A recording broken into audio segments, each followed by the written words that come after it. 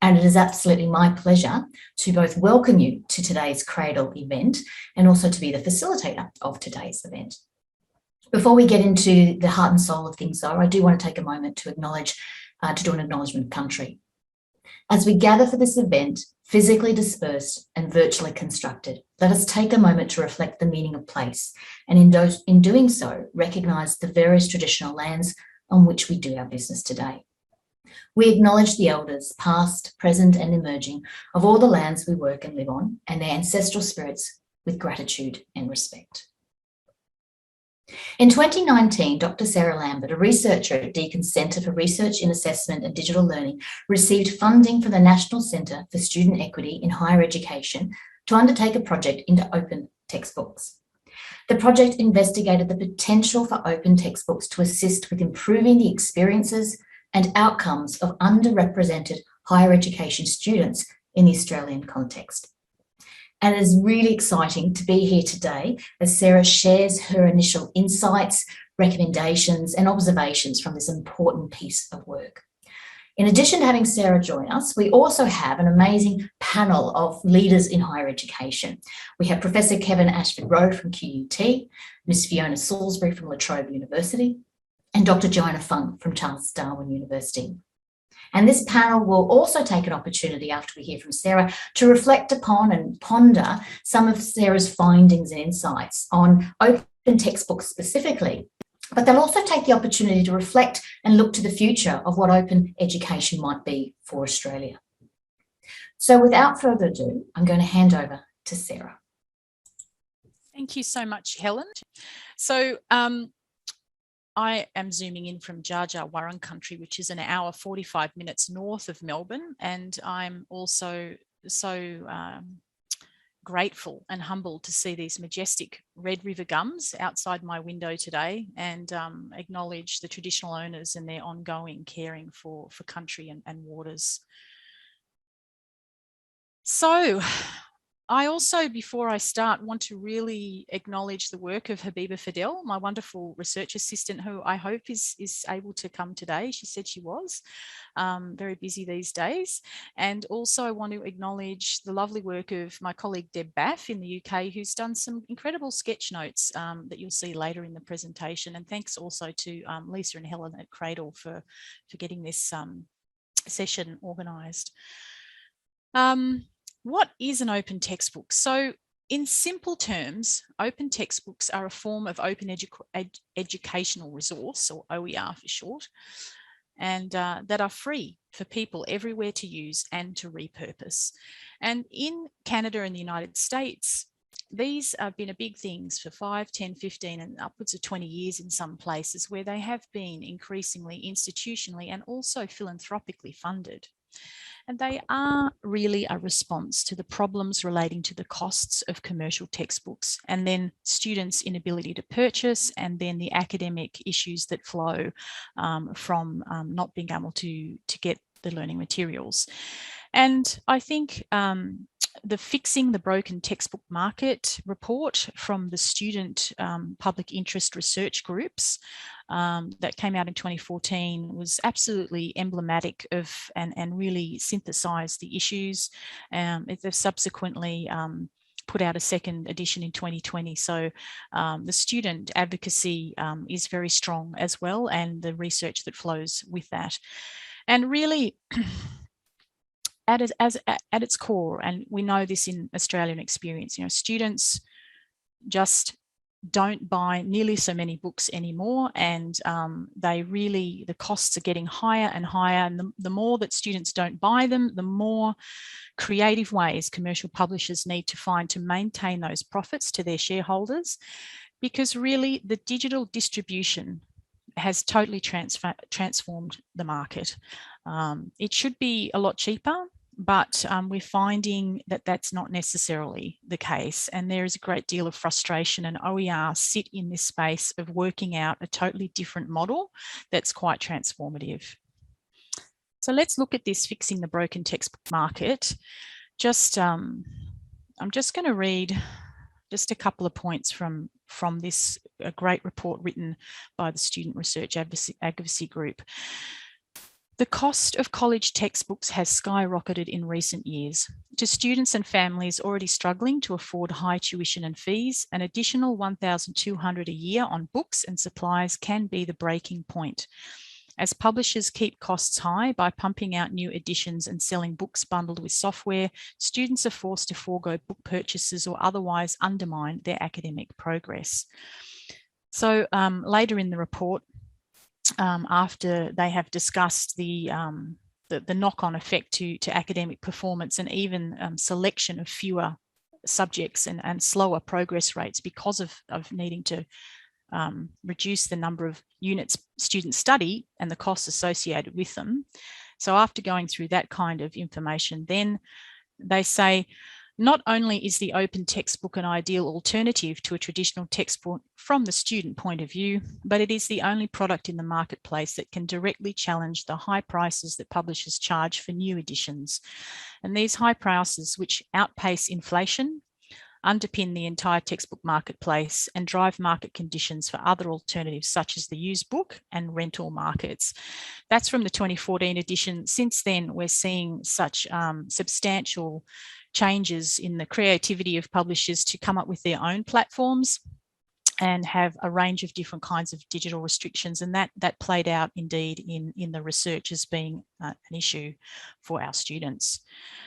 So in Australia, we're a relative newcomer, but the pace of exploration is picking up.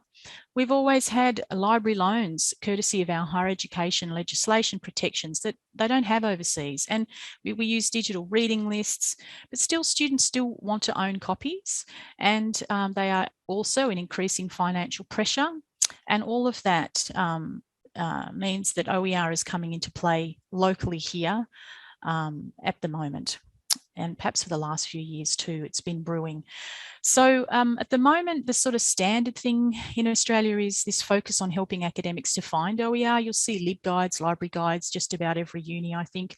And some unis are starting to import OER citations into their catalogues, all about making it easier to find stuff. But there's an appetite for local versions. And so we're seeing institutional investment in open textbook authoring. USQ, absolute pioneer of open education and open text. La Trobe invested as well. QUT ran a pilot right at the time we were running our study, thankfully, so we could include that study site. And I'm not sure that you're aware, but ANU Press, now they're a very long-standing traditional academic publisher of monographs, all over 900 of them are open access, and they have been getting into textbooks in the last few years as well. So there's more than one way that open access texts are coming into a greater option in the Australian market. Yep, so here's just some screenshots of the Pressbooks platform that's quite common for producing open textbooks. They're a sort of digital first thing, and you can output also into PDFs, all the kind of mobile formats. So once you get it into Pressbooks, you can spit it out in lots of formats, which makes it, you know, so easy for students to have the whole thing printed at cost price and so on. And then also other institutions to be able to export and import and make the changes. And so this is where localizing and changing is getting easier. And this is a screenshot also from La Trobe's wonderful e-bureau service, which they have been putting titles out since 2017. You'll see there's some generic kind of titles. There definitely is some foundation level material coming onto the market, as well as upper level niche material where, you know, commercial textbook publishers tend not to want to do because they don't see them as commercial. So yeah, it's interesting, the interest in both ends, I think, of the publishing. So the study, what did we do? Well, it was big. It was a national scoping study. We wanted to understand the potential of OER texts in Australia. We did 64 interviews about textbook experience and issues with both staff and students. 19 students at 2 unis, mix of undergrad and postgrad, local and international, and the staff came from these 5 different unis, and that enabled us to capture the sorts of experiences they have with open text. So from Deakin and RMIT adopting and monitoring OER, La Trobe and QUT, as I mentioned, institutional support for authoring OER, so their staff reflecting on quite different opportunities and experiences.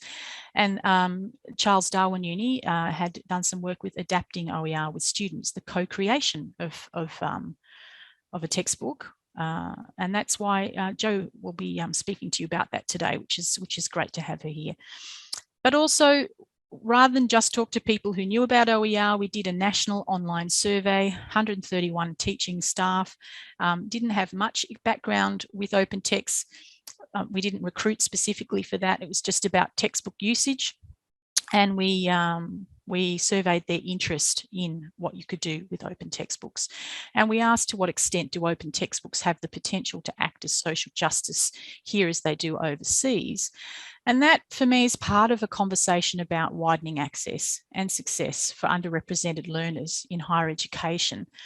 And the social justice framework I find really useful. The literature and the emerging research and practice suggests that it's not just the cost savings that might be interesting for us to look at. And so we're also interested in the recognition and representation dimensions of social justice, which ask us to consider whether our textbooks are inclusive, if they provide recognition for the diversity of students we teach, and if they represent expertise and ideas from multiple knowledge, traditions, and backgrounds.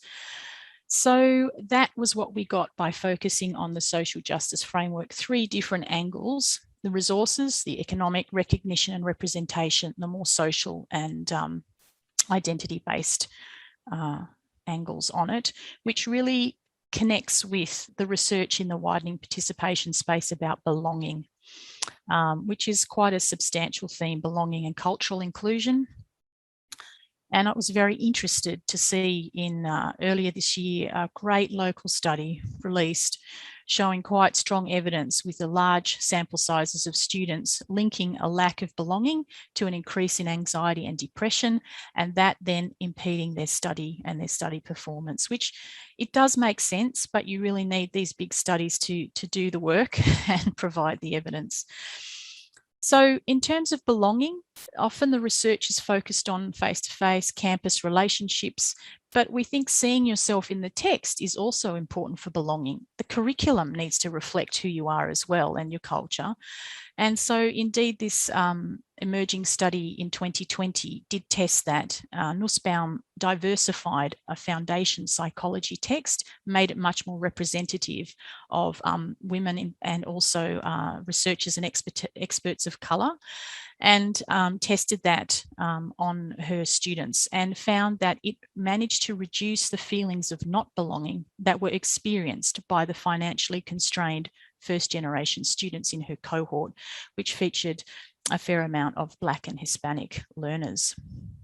So all of that was something that we were thinking of and drew into the mix. And so we were asking about their use of textbooks, where they're up to with them, who was included and how that made them feel or not, and also the access side of things. So I really want to focus today on the recommendations to get this discussion really vibing about what we can do, but I need to just give you a high-level summary of some of these results so that it makes sense. So in short, yes, no surprises, the costs really mattered. Students were shocked. They were irritated by purchase if the text wasn't fully used. There was, though, a great deal of surprise in finding how much irritation students were starting to feel about the way they were getting books digitally through the library. The restriction to percentages or numbers of chapters or times you could get it, the pressures on open text exams around enough copies, the inability to get a digital copy, the complex workarounds that we heard from students that they were having to do to get access. They're chipping in a couple of bucks each to get a group that could afford to get the access to the platform that the publisher now demanded that they used. And so it was quite eye-opening, that aspect of the research. So sometimes it wasn't here so much the cost, although that was an issue definitely for some students, particularly distant students, who felt a lot more pressure to purchase. But really this rising issue around digital restrictions just being, for some students, at a kind of a game-changing point where they just wanted an unfettered copy. But we also found that the recognition side and the representation side, whose knowledge was in the textbook, who was represented there, whether or not that was equitable, we found that that definitely mattered too. Both the staff data and the student data affirmed that, yeah, there was a lack of recognition and representation, particularly for Indigenous people, for non-white knowledge perspectives and experts, for gay people. Things were often Eurocentric was a term mentioned somewhat. Academics struggled to get locally relevant materials sometimes from the commercial publishers. Women commonly under-recognised as leaders and experts. And when examples were provided of inclusive texts, and of course they were. I mean, obviously not all texts are dreadful. There's going to be a diverse range, but when examples of inclusive texts were provided, these were framed as exceptions by both staff and students. And some of these students were third-year students who were able to reflect back on their whole use of course back over a number of years, and some pulled them out and did the finger flip as well.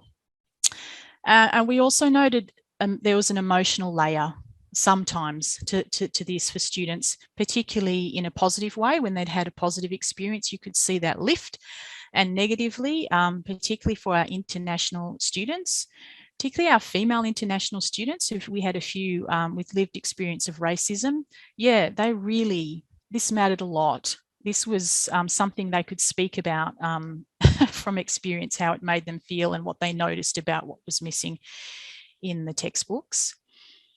This quote was quite nuanced. It indicates the level of, for women's representation, it's not that they're missing, it's not that obvious. There's a subtle stereotype reinforcement going on in some cases. So I do feel that business is kind of a male-dominated field. They don't want to exclude females, but they don't recognise them as well, kind of like that, she said. So open textbooks, the results suggest, do have the potential to address both of these issues of the economics and also the representation through their ability to be modified, and us to have some control over that. Let's look at the survey data of teaching staff. 25% had some awareness, very aware of OER, strong interest in this, in the situation if they were provided with the definition, because if they hadn't heard. 80 to 90% were open to using in teaching with various institutional supports. Nearly 3/4 interested to modify to make it more relevant to the Australian context, 67% interested to modify to make it more representative and inclusive. So about 2/3 also said they would like to be part of a community of practice producing open textbooks, which really blew me away. And of course, as you would expect, this is just not a priority for some academics, and that's fine. About 1/3 just authoring is not a priority regardless of institutional support. And that's cool. The interview data, we've just got lots of rich cases of academics and institutions working through how to engage with open textbook authoring as part of their digital transformation, as part of their commitment to access and equity, as part of partnering with students. And I'm sure we'll hear from the panel on the different interests in these areas. But definitely academics showed an interest in using them as part of curriculum renewal, update their curriculum. And there was a great appetite to do better for Indigenous knowledge representation and for women in STEM and leadership, which was really encouraging. And we have all nearly, I'm sure, policies in this area, so perhaps it's no surprise. So I think what we did find really illuminating was that many academic staff interviewed felt that these diversified texts or reading lists that portrayed a wider variety of perspectives and knowledges would better prepare students for a world and the workplace. So it's a graduate outcome, if you like. And students who had experienced a diversified open access reading list definitely agreed it would assist them. But there is a caveat too. There was a conversation. Not all topics are equally as important to think in this way, and not all subjects every unit you would need to do, but maybe more of a programmatic approach, I think. So, summarising, the research findings found that OER texts, diversified open access reading lists, can provide social justice benefits specific to underrepresented, under-resourced and international students, related to the way that they can reduce the costs of study and increase a sense of belonging through the reduction in racist and sexist stereotypes in the curriculum materials. But also, OER texts and device of open access reading lists can provide an additional specific set of much more general benefits to all students. Access to free resources with no digital licensing restrictions, seamless integration of resources into the LMS, and provision of up-to-date knowledge inclusive of Indigenous and diverse cultural knowledges for better graduate outcomes. Institutional support, always noted as important, but academics had very different views about what they wanted. Some wanted to do big projects. The big chapter book would need grants. Some just wanted to produce a couple of chapters or a smaller project. They wanted to do them as part of business as usual, part of their teaching prep to diversify a reading list, part of their course renewal work. And what they wanted was support of expert staff. They need the library, they need graphic designers, and maybe a bit of marking buyout time, because with ORU, small is sometimes beautiful. You don't have the commercial driver. You don't need to make it cover 25 topics for it to be saleable. You can just make exactly what you want. And I think Jo might talk about that. Her book with students was 6 chapters and just an absolute cracker. So to the recommendations. So institutionally, one of the themes in the recommendations across for institutions, for teaching and learning staff, and for libraries was about reframing OER projects as beyond just a technical pilot of rolling out press books. Let's broaden the scope. Let's look at the economic benefits. Let's look at the social inclusion as well. Let's link this work in strategic digital innovation to things like your other equity and diversity policies, gender parity initiatives, Indigenous reconciliation, and just also curriculum renewal. So rather than OER for OER's sake, let's use it to make concrete our aspirations for these kinds of curriculum and cultural renewal.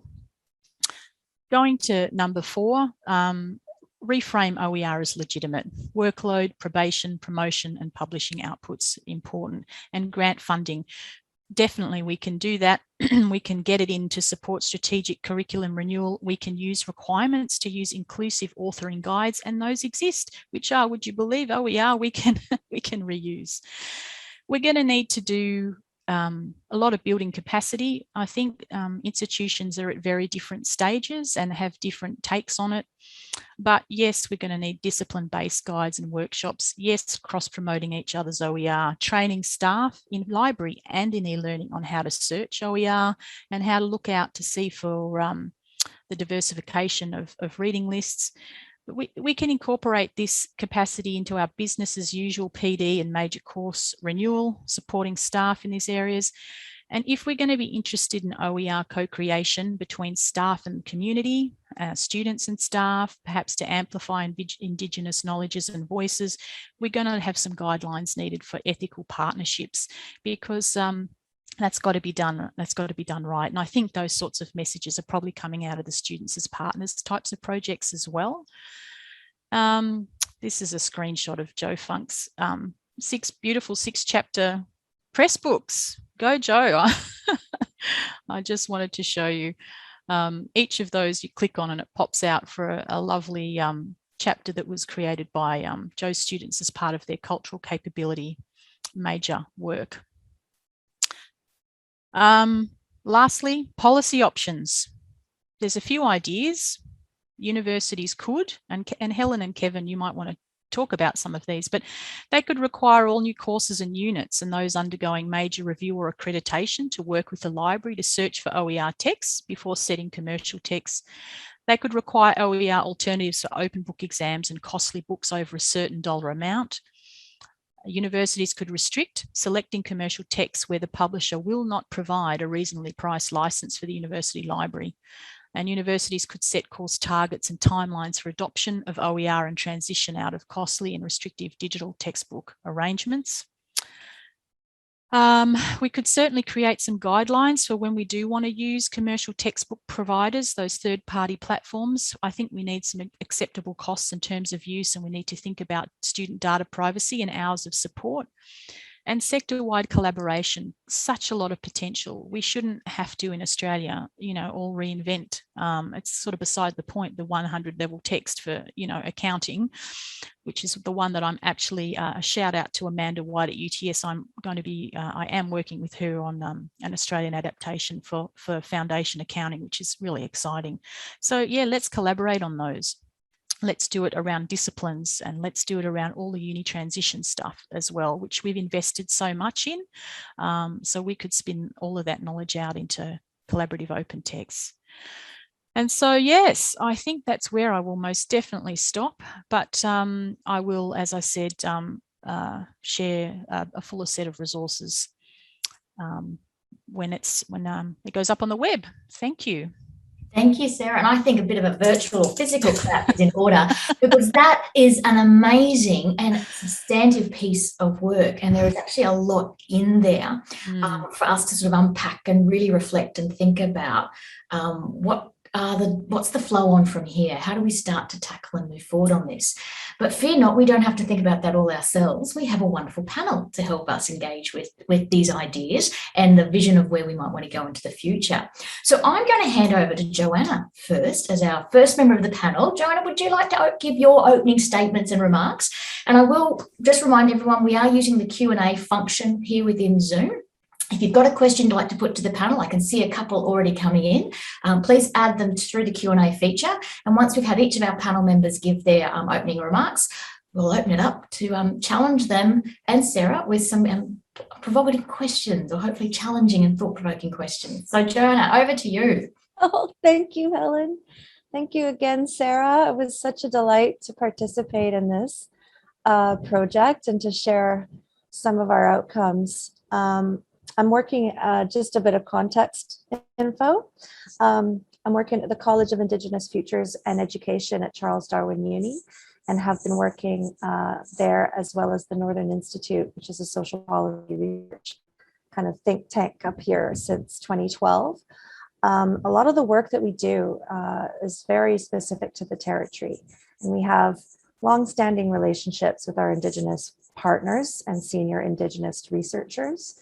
We have a lot of Indigenous people represented in our staff and our students. In the territory, you might not know, is over 30% Indigenous population, whereas the rest of Australia is about 3%. So it's definitely a different kind of set of cultural features and landscapes here. In addition to that, the territory, and especially the top end here in Darwin, 30% of people are born overseas. We don't have the similar kind of large international student populations, but it still comprises about 15% of our cohort. So we have an incredibly multicultural kind of society and kind of community up here, at the same time of being quite small. So we're in a very unique situation. I've been very, very privileged. I'm sorry, that's that thing I was telling you about. Could you come back to me? We'll come back to you, Joe. You can do yours at the end. Joe's got a medical issue. We're going to definitely let her go. Ciao for now, Bella. No worries, Joanna, no worries. You look after yourself, and we'll circle round to you. So I'm going to turn over to Kevin now. Kevin, what sort of opening comments do you have for us? Hi, Helen, and good morning, colleagues. And again, my thanks also to Sarah for the report and the presentation. Look, I was going to look at this and reflect on it from a QUT perspective, and I note that Sarah flagged QUT as one of the institutions that's taken a bit of a role in leading in this space. I think we've got a reasonably good track record with being an early adopter for open access OER initiatives. And we're one of the first universities to have an open access policy and an OER policy. And I think that we still remain one of the few institutions with an OER policy of itself. And we're also working with a number of other institutions to provide some advice on how they might go about establishing such a policy. So I think it's I've been involved in this conversation probably similarly with Sarah on and off for a very long period of time. So it's not so much that it's an emerging idea. It just might be that some things are coming together to make it something that is that its time is now. We have the main way that we're progressing our open textbooks conversation is through the Pressbooks platform, which the Learning and Teaching Unit, which I lead, co-sponsors with the library.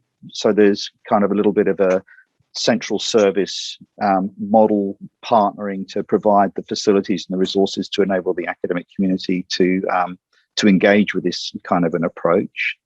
And as Sarah noted, our staff can indeed request user access and assistance to create books through Pressbooks, and we have an email, a generic email, opentextbooks@qut.edu.au, to which academics can write, and there is a small team of people from across the library and the Learning and Teaching Unit who are monitoring that particular email account, and then getting into wrap support to academics who are interested. So initial conversations about what it is, how it works, and even down as far as to bringing in learning designers if we get to the point where they need a little bit of help with what does this look like in practice and how do I make the most of it. It's a distributed team model. It works because we've got skilled and passionate individuals.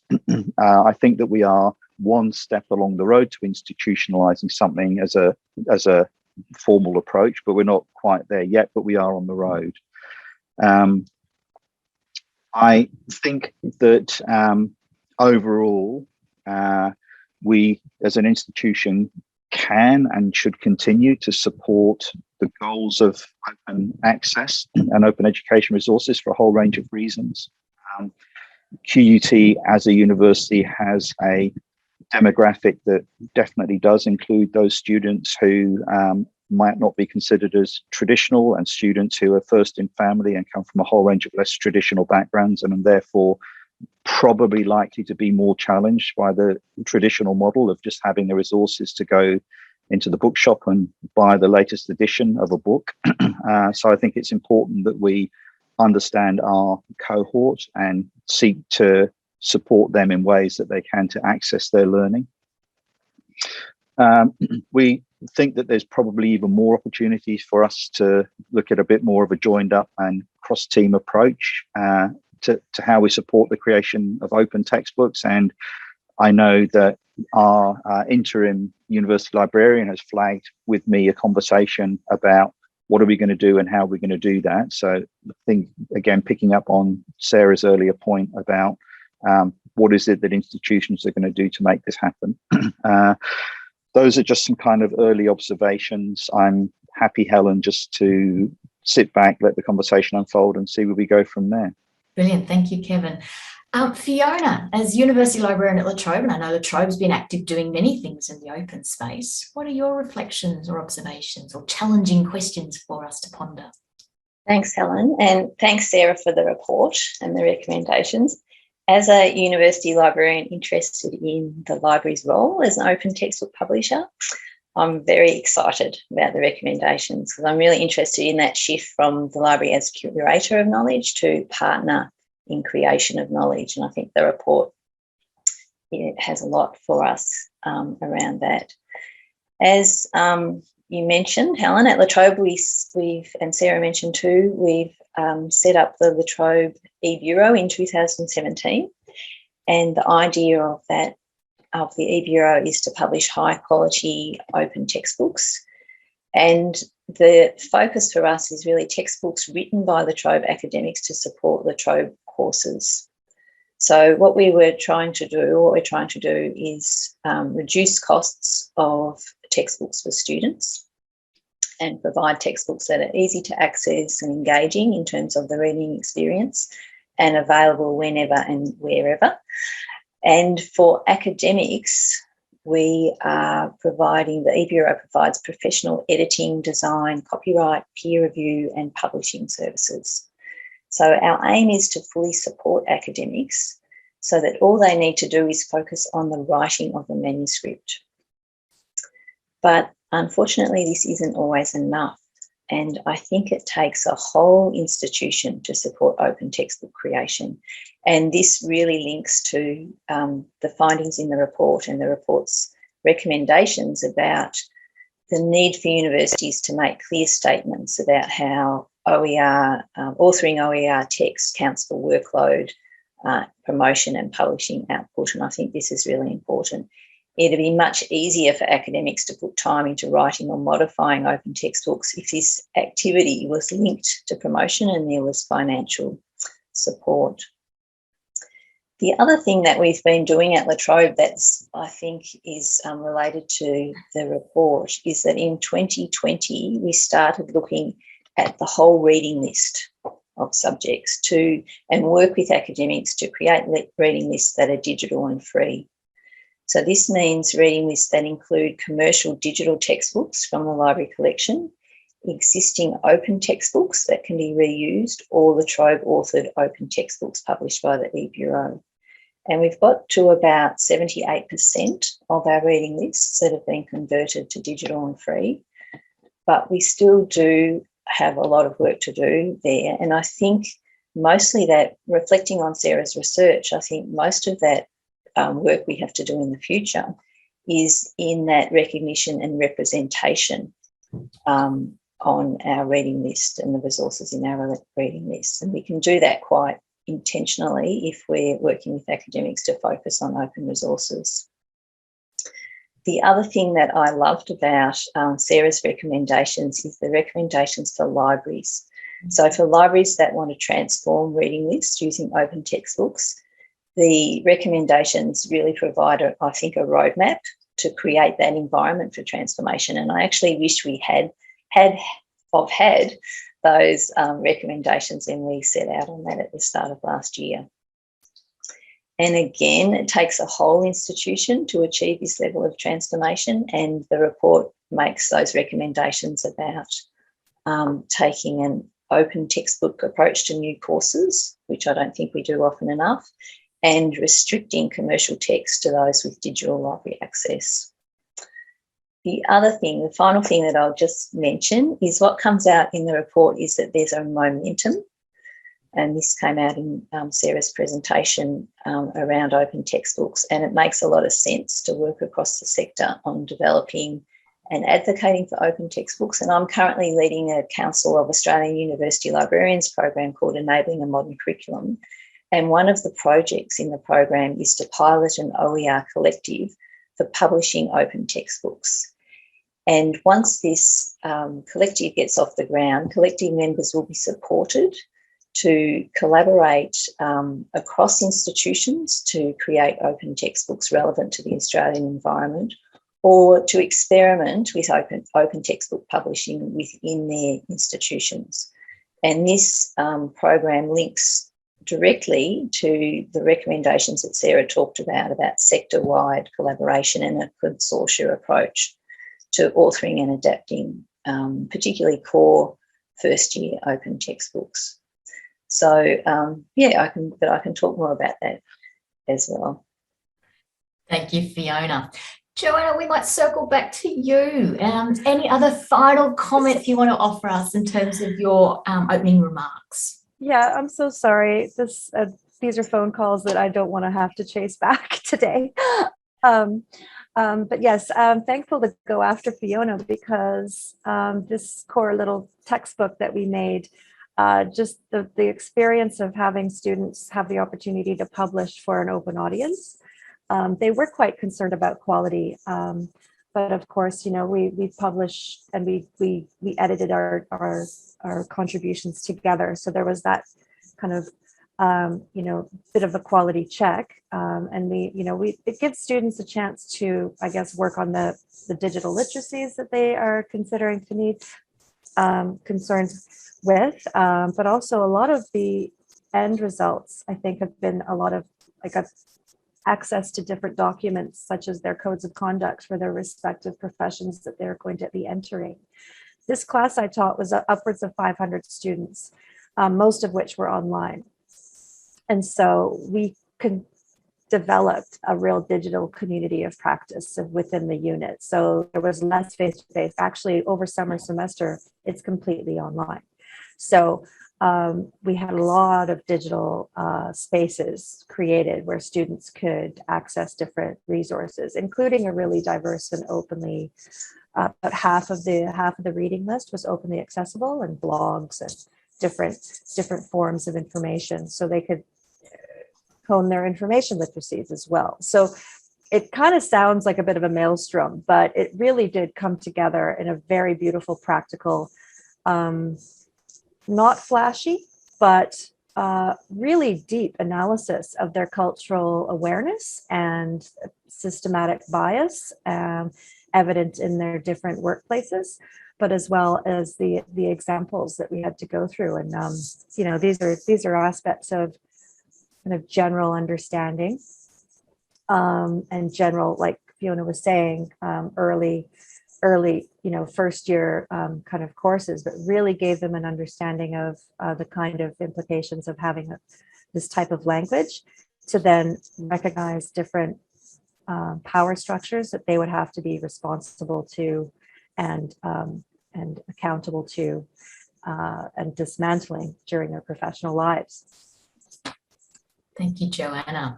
A huge thank you to Sarah for the amazing piece of work, but also thank you to our three panelists who provided some really interesting lenses or perspectives for us to start to unpack and really think about this research and its implications for us now and into the future within Australian higher ed sector. I can see a flurry of questions coming our way. So I do encourage you, if you've got a question you'd like to share, use the Q&A link at the bottom of the Zoom screen. But I'm now going to put out Sarah and our panel members on the spot with a few questions. So the first comes from Pat Laurier. We're just starting our OER journey. What are the real carrots for our academic colleagues who struggle to see the advantages to them in committing so much of their time in creating OER, seemingly without any payoff? Not talking about the more altruistic ones, but about who already buy into the social benefits for students. So how do we get academics who are very busy, lots on their plate, on board and willing to be part of this journey? Thanks, Pat. Good question. I look to any member of our panel, or Sarah, anyone wanting to have a go at that one? Sarah's got a radical take on this one, and that is you just don't. I mean, but there's such a diversity of academic priority, you know, if it's not going to be their thing, it really isn't. But for those who are wavering, interested, but feel the time pressure, I just encourage people to go small.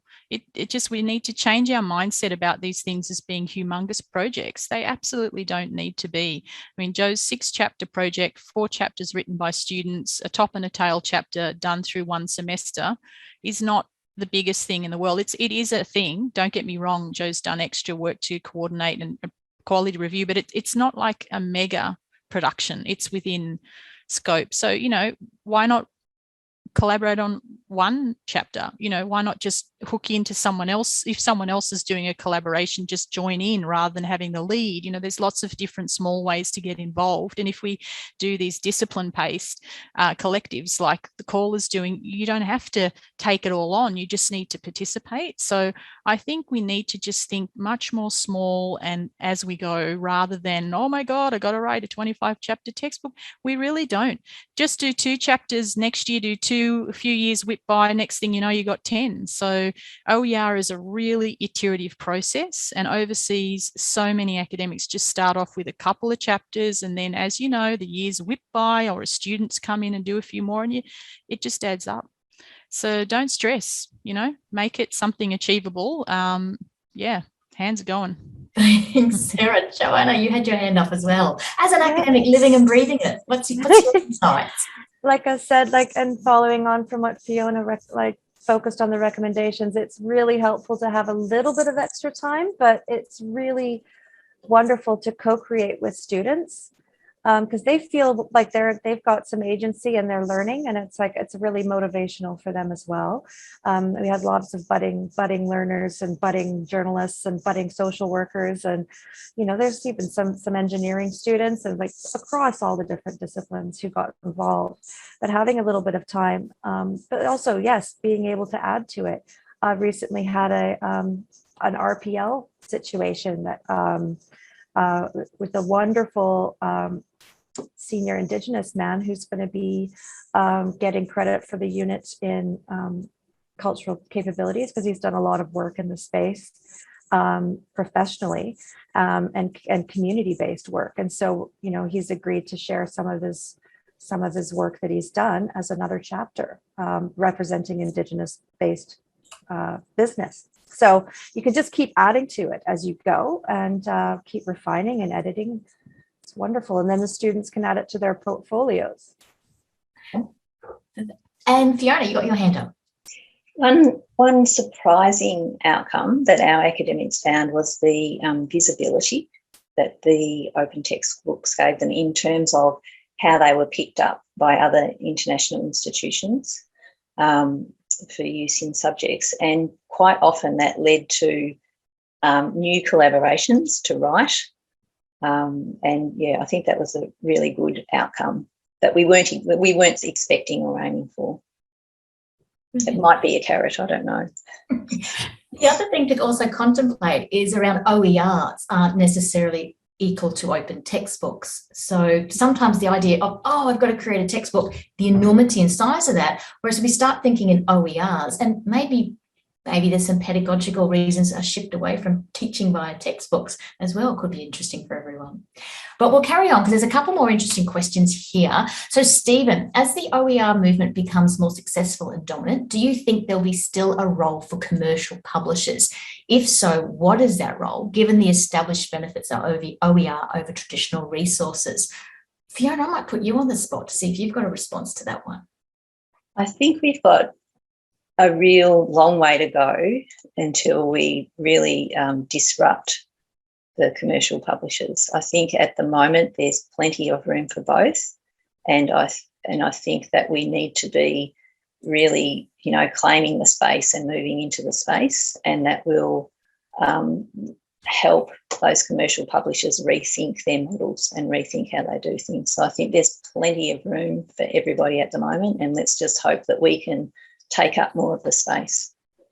Brian's got a related question to that. And what is the average cost of an undergraduate textbook from a commercial publisher, both hard copy and digital? Any sense of what that is, Fiona? I'll sort of take a guess. It could be anywhere between $80, $100 to $400 for a print textbook. But for a digital textbook, then it could be anywhere from for a library to buy access, anywhere from $500 to $15,000, just depending on the license and the access. So, yeah.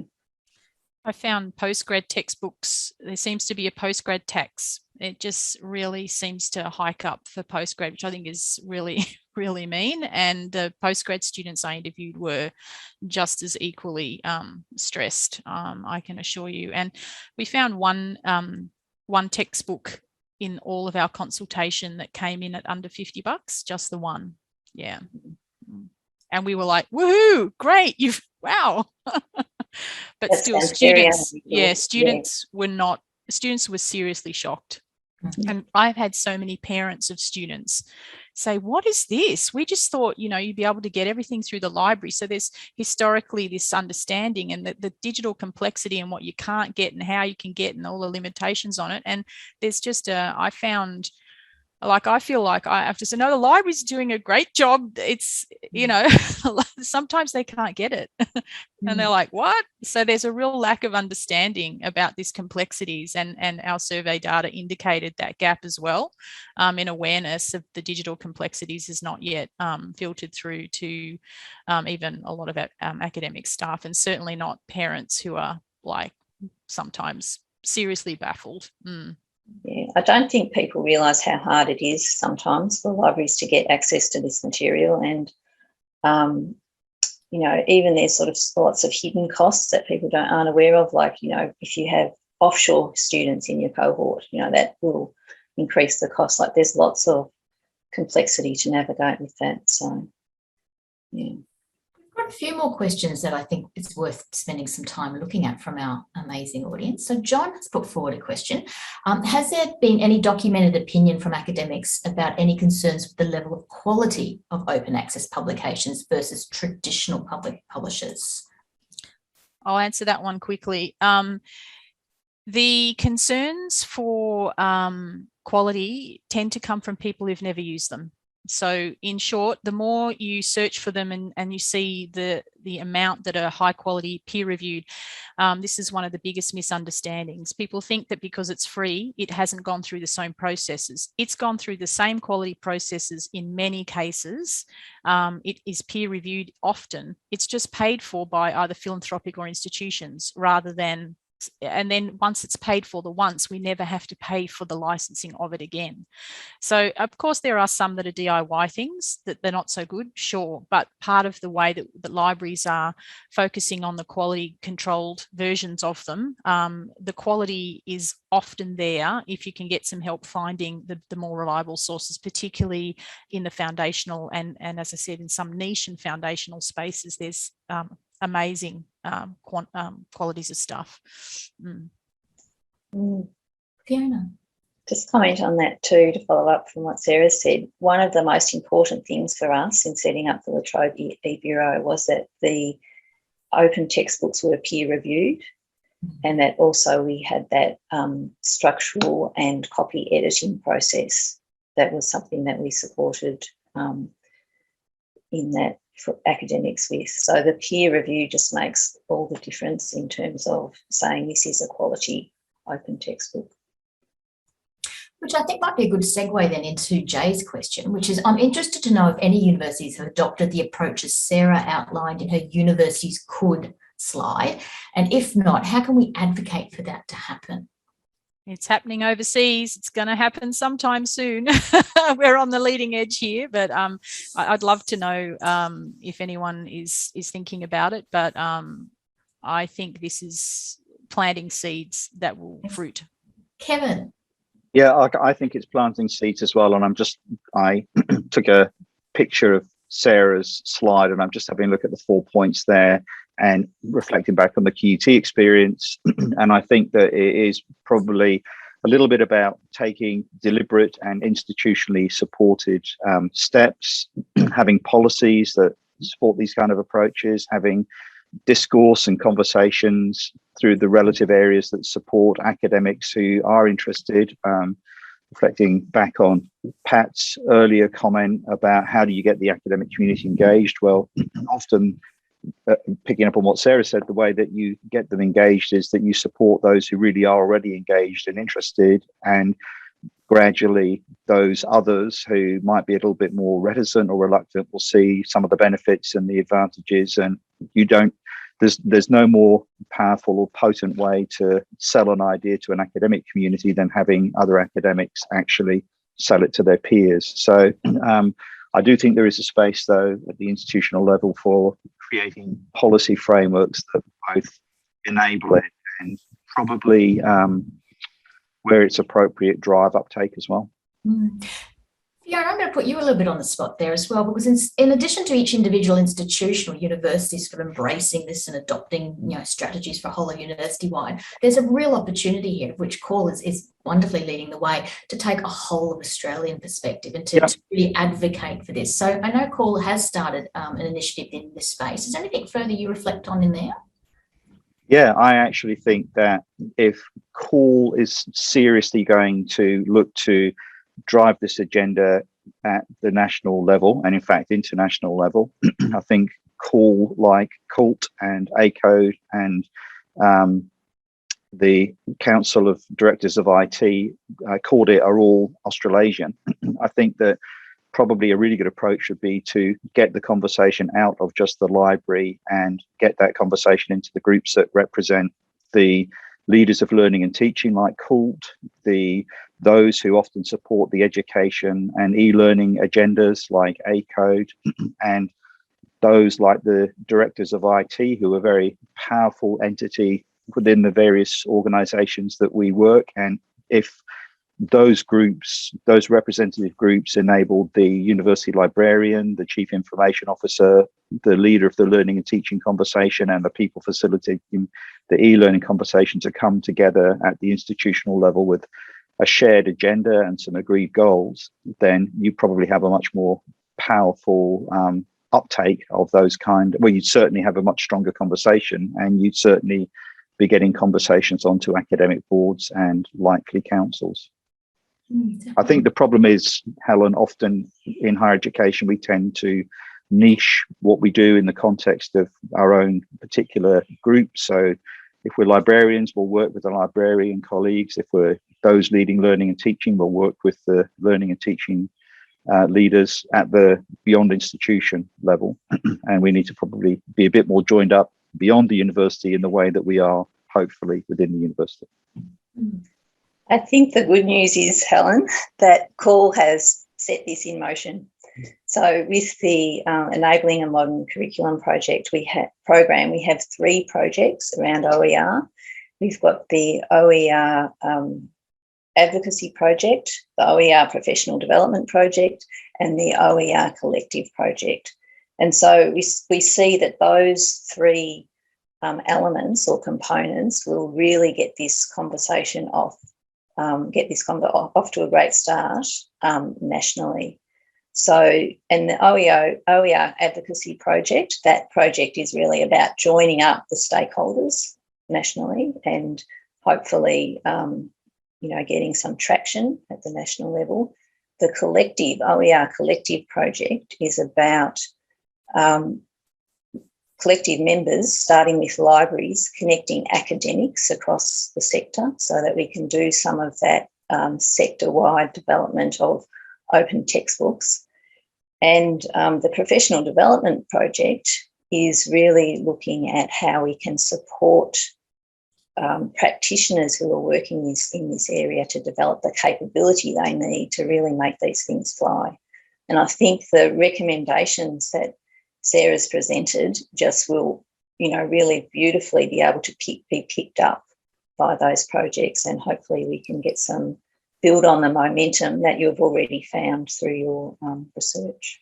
And if I might comment, I just feel that this institutions are so diverse. I mean, we've heard about Joe's context and, and what needs to happen there. And, I worked for many years in regional institutions with really widening participation in their DNA. And I think the equity type of ambitions they're really hitting those strategic areas for some of those institutions. And these are going to just help them lift and connect, I think that, but that's not, it's not front and center for everyone. There's just so many different strategic areas that this work can connect to. It can be part of digital transformation if that's where an institution is really at. There's some institutions through COVID who've gone, wow, okay, campus used to be our thing. Wow, we're doing the digital transformation. It's big. It could just naturally come in under there.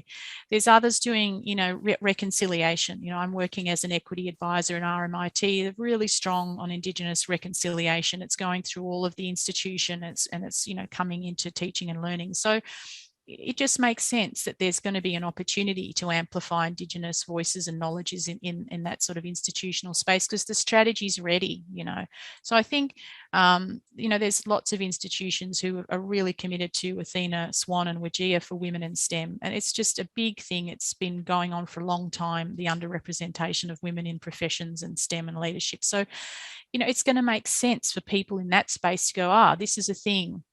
And I just think that's where I landed with those sort of the diversity of recommendations as well. There's not going to be all of them. It's a pick and mix depending on where the strategy sits, where the institution's at in terms of its digital maturity and where its staff are at and where they need to go. But I think I just come to the point of going, unlike the states who have statewide legislature for OER. So they've put legislation in at the top, and that's filtered down to institutions to enact.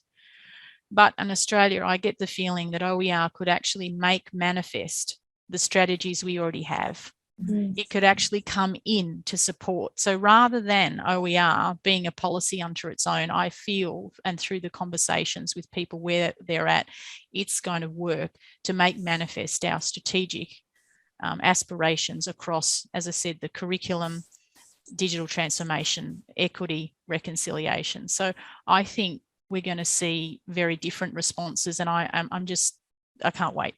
It's going to be really interesting. Joe, tell us about Darwin. Well, I think too, with the ongoing pressures that the university sector's under. You know, we've seen so many restructures and so many changes and turnovers. And then Darwin's very much like that. We have a really high turnover rate here. And so trying to speak to that culture shift that we were discussing the other day, we were talking about how this is a bit of a culture shift, again, of acknowledging the prestige and the old-fashioned and more conventional ideas about what education and learning is. I mean, we're lucky here to have Indigenous leaders, you know, helping us recognize a whole other way of understanding, knowing, being, doing. And so when we kind of hook into that practice that way, we can start to understand that maybe introducing it as another thing is going to be hard for people. But if we introduce it as a student experience and as an enriching and increasing quality and increasing participation practice, you find people get a lot more interested in the results. Students are really enjoying it. So true. Thank you, panel. A few more questions from our audience. So a couple of questions from Tom, which look quite interesting. So can Australian academics get training in how to create and use open materials? He reflects upon his own experiences studying and being located in Canada, where he certainly did. Yes, so much. I envy institutions who have, you know, OER staff in every faculty / college / school, but you know, this is they've been doing this for 15 odd years. So, you know, we got to cut ourselves some slack. But I do think when part of the research, when I was speaking to e-learning support staff and leadership staff, they're like, look, we already do PD and lots of PD around digital creation. Why would we not collaborate with the library to make sure staff understand that Creative Commons licensing, when you get to the end of that, is one way you can go, and that Creative Commons licensing awareness is super low. But what that means is that you say to the world, hi, I've created a thing, you can use it so long as you attribute me as the author of this every time, which is something academics are super comfortable with. It's totally academic citation practice spin-off. So we need to do that's part of that capacity building work. You know, we really need to just provide enough information. But again, let's not make 37 workshops. Why can't we collaborate on one good one here? Like, please, dudes. We got more Creative Commons. There are more open access resources on how to make open access resources than just about everything. Think about it. You know, it's like, oh, so many. So I think we should get together with that as well as part of the collaboration. Yeah. Using and adopting the open principles we're espousing to move it forward. Yeah. Yeah. Yeah. Tom also has another really interesting question. I think we started to touch on this slightly earlier in our conversation. So his question is, will academics be rewarded for creating open access materials, and do universities understand the rules? And he talks about how he had his own internal processes of actually trying to get certain licensing, Creative Commons licensing in place for an OER he created, and sort of the hurdles and the hoops he had to jump there. So a really good question. Thank you so much. Whoever posed this question, you are the expert, my friend. Please let me know what happened, but it does vary. Joe, you had a bit of a juggle around the license on yours, and some of the La Trobe interviewees also indicated that next time round, they'd probably think a little bit more deeply about which version of the license to use.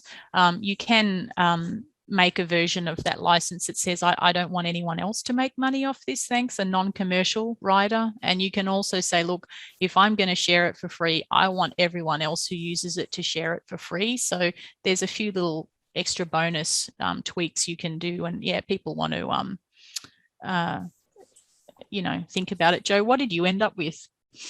We went from having a kind of an innovative media production studio, kind of putting a copyright on it. And I understand, like in the early days when we started developing the CDU OER policy and guidelines in 2014, we ran into that understanding of, Australian universities have a very particular IP structure around resources created by staff and those students. And so it's kind of a sticky thing, but it's also what you spoke about, the ethics of co-creating, especially with students. But in terms of, impact, if there's a way you can tie the impact of having students author and then use and then co-author and then reuse, that is something that perhaps could start to answer that question about, if you can demonstrate the impact of using these tools and these practices. I've been, asking students about this in student evaluations, and I have reams of evidence of students talking about the open textbook. And so I can then demonstrate that that's had a positive impact on their educational experience. So I'm not too sure if we're actually being incentivized in our PDRS yet, but it would be a really good thing to start to fix that into, enhancing our teaching and learning practice. Perhaps using a broader term that not necessarily everyone's got to write an open textbook, but that we could perhaps start engaging in different kinds of practices that include students more. And Kevin, this is where your policy is going to be helpful. If it says something like, if you want to share it, you can when you're finished, that'd be really, really nice.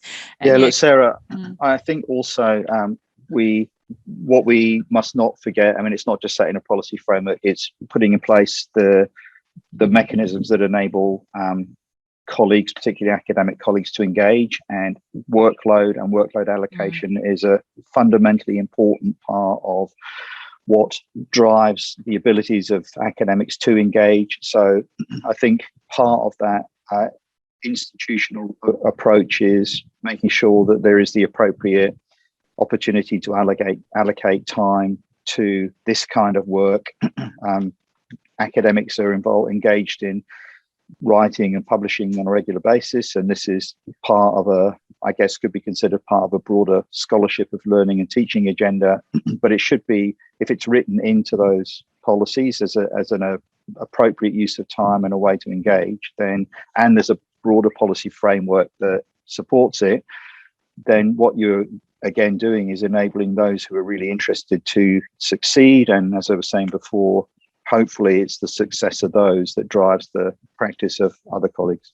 Thank you. We've got two more questions that I'm going to pose to the panel. Although I'm saying that, it looks like some of the audience have also jumped in an attempt to answer or respond to the question. So Cecily had a question. I'm curious whether textbooks are still perceived as the go-to resource in health subjects. We see much higher use of open access articles as the backbone of course readings. Is it a discipline-specific issue? Which is a good question. Yes, we think so. There is so little research on textbook use. I cannot tell you how thin on the ground it is and how anecdotal it is. Textbooks are the hidden in plain sight. We just all don't interrogate it that much. It's just part of a standard practice. So our survey suggested that about 80% of academics were still using textbooks in some capacity, but we had maybe a quarter of the respondents coming from the business and law background. It was pretty equally spread otherwise. We think that it has discipline differences for sure. And we had some academics who we interviewed in the consultation who were happily never using a textbook ever again and going full web first. So that's a thing for sure. And yes, some incorporating all open access journal articles actually in the psych area, right from first, from 100 level as a sort of information literacy scaffolding. So huge pedagogical differences. I think discipline is an area of difference. And also there's still, I think, in those transition spaces into the beginning of first year, into the beginning of postgrad, a stronger need for something that just sort of scaffolds and draws the learner through and gives information. And students just said to us so much that they value those when they feel unconfident on a topic. So it's a complex issue of the reasons why a textbook would be useful in some circumstances and not in others. And discipline is one part of that. One final question then from Liz, and that will finish off our our audience questions, although I'm not going to let you go because I think I've got a question I'd like to put to you.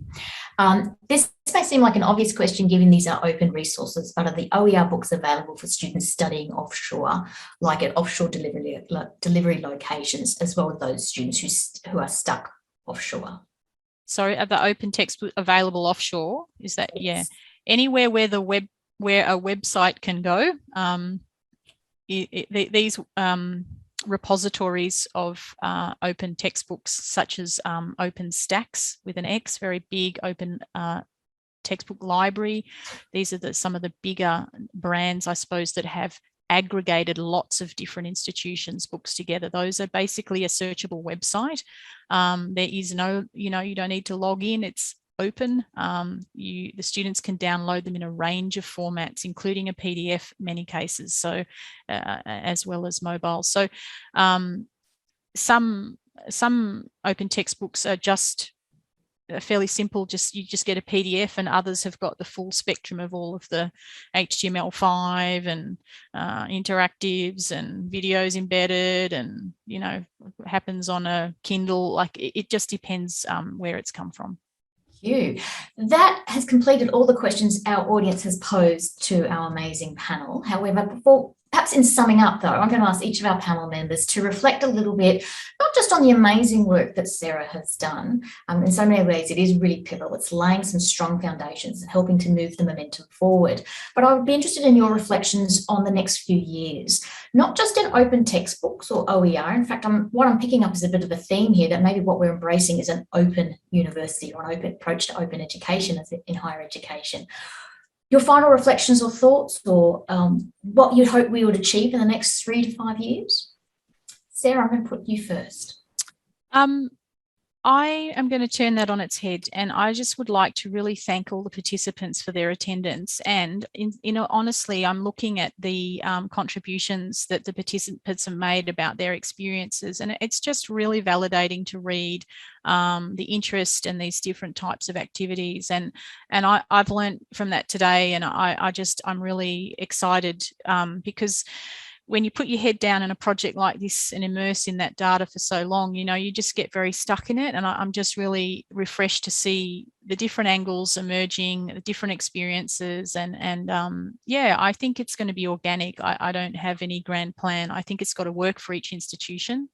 But I know I'm really looking forward to getting stuck into this open accounting textbook at UTS with Amanda White. That's going to be an absolute hoot. We're going to take two US books and smush them into 2 totally different Australian ones by just moving the chapters around and localizing them. And it's like a first opportunity to be hands-on in a bit of a tool. So, learning all the way. And I just stay in touch on Twitter, share what you're doing. I'm pretty frequently just monitoring who's doing cool things and sharing it all the time. I'm all about just promoting other people's work, really, and advocating for the great stuff that's happening out there, and just drawing attention to what is possible. And I hope that people have just got a wider sense, both here in Australia and nationally, of what is possible, and it is pretty amazing. Indeed it is. Kevin, your final reflections, thoughts? Yeah, thanks, Helen. Again, I think sharing a lot of what Sarah said, but for me, there's 2 interesting angles or aspects to this. The first is this kind of market disruption, the technological advancement, digital disruption, and how far that's actually going to drive an agenda towards open access resources, because the digital technologies offer a phenomenal vehicle to drive the uptake of those kind of resources. I think there's also a market imperative that sits behind that. So at the same time as publishers are struggling with what is the current market and how has it been disrupted and what does it mean to them, we've got a large student market that at the other end of that is trying to work out, how do I engage, how do I gain access to those resources, and what are institutions doing to facilitate my ability to gain access to those resources. And then I think that there's an uptake and learning experience perspective as well. And one of them is clearly that driving that institutional support of enterprise approaches to properly enable those interested to engage. But then I think one of the things that Sarah's flagged, and Joanna picked up on it as well, and I think it's, for me, perhaps the most fascinating and intriguing part of the whole conversation, is this cultural aspect in diversifying the higher education conversation, driving cultural inclusion. And in many ways, I've been reflecting over the last few years this kind of intellectual Eurocentricity that we have versus First Nations perspectives, knowledges and knowings, and trying to figure out how we drive more inclusive higher education curriculum and pedagogies that better reflect our broader identity, as opposed to the more limited, predominantly Eurocentric identity that we set ourselves up with. And I say that, of course, acknowledging that I'm somebody who is very firmly and deeply entrenched in that cultural tradition myself, but sees significant possibilities to enhance knowledge and knowings overall. Thank you, Kevin. Joanna, your final reflections, provocations, thoughts? Definitely thinking a lot along the terms of participation. And also, you know, some of the early work I started doing into this space in Australia is that, you know, the early vet sector and distance learning were real champions of this here. We've always had this distance to contend with, and the participatory element that OER and open practice has always kind of facilitated and encouraged has always been a lovely, refreshing kind of element to including it in your learning practice. And in that way, it's not so much about making all those steps to meet inclusion KPIs and so on and so forth. It's actually a real ethos of participation. And, you know, that can shift a lot of things, especially at a bit of a crisis point where we're at now globally, but, you know, nationally as well. So I think that it's to sound trite, I don't want to sound trite, but it's a real good opportunity to start to collaborate more with each other and to make the most of the beautiful practice we have. Definitely. Thank you, Joanna. Fiona, your final reflections. I was just thinking, Helen, going back to when we started the eViewer at the Trove, and one of the question that came up a lot at that time was, you know, why would you want to give students free access to textbooks? And I think that 5 years on, you know, and Sarah's research shows this, you know, no one's asking that question anymore. So I think we've come a long way, and I think that in the next 5 years, what I'm really excited about is that collaboration that we can do across the sector to really create an environment where we can bring academics, librarians, other learning and teaching staff together to really support not only free access for students, but that recognition and representation in the resources, the open resources that we can develop to support open education. So, yeah, that's what I'm looking forward to. Wonderful.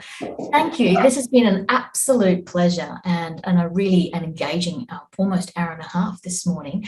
It just leaves me to say a huge thank you to Sarah for leading this particular piece of work. It is pivotal. I think it's substantial, and it will have a big influence and impact and repercussions for the future direction of open education in Australia. And a huge thank you to Kevin, Fiona and Joanna, our panel, for being part of this discussion and being engaging in some provocations and thinking about, well, what's for the future. And of course, a big thank you to the 120, 130 individuals who beautifully joined us this morning. That suggests to me there's a real appetite, there's a real readiness, there's a real hunger for us to become truly open in our approach to higher education in Australia. So on that note, I thank you, and a reminder that the recording will be available for those who could not attend today. Thank you, everyone.